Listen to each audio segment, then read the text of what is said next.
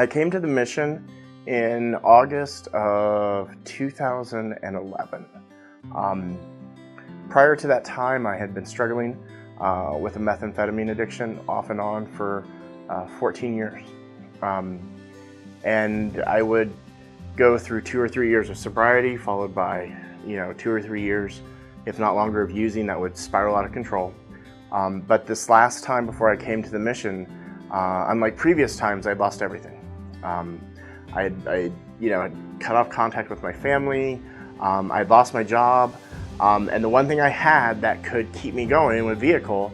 My vehicle had broken down, the tags were expired, I had nothing left. And I just remember during that whole time, probably that last 6 months, I kept hearing that small voice inside of my head saying, "This isn't what I had planned for you. This isn't what I had planned for you." And looking back and with what I've learned, I realize now that was the conviction of the Holy Spirit. At the time, I thought it was just my conscience telling me this isn't what you thought you were going to do with your life. And no one thinks that we're going to do that with our lives. And I had been to the mission one time for like a couple nights several years before that. But I just knew that I needed to get somewhere safe. Where I was not safe. And I literally showed up at the Topeka Rescue Mission with the clothes I was wearing and a change of socks and underwear in my bag. And that was all I had with me. And my plan was to come to the Topeka Rescue Mission. I was going to get sober long enough that I could get a job and just go back out and keep doing things my way. But the Lord was kind enough to me not to open those doors, to keep those doors closed.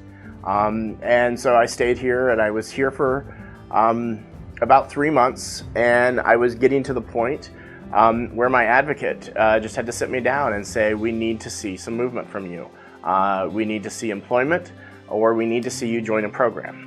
And I was looking at the programs we had at the time, and we had a program at the time called TMAP, which was sort of to help you learn how to write a resume and learn how to interview. And I felt that I had those skills, but then there was SIT, and this was a program that was going to help you work on your relationship with God and with Jesus. And I was like, that's what I need.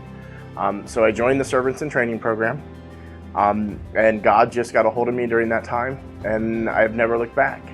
I was fortunate enough, during the program, to be able to do my work detail at the distribution center here with the Topeka Rescue Mission Ministries.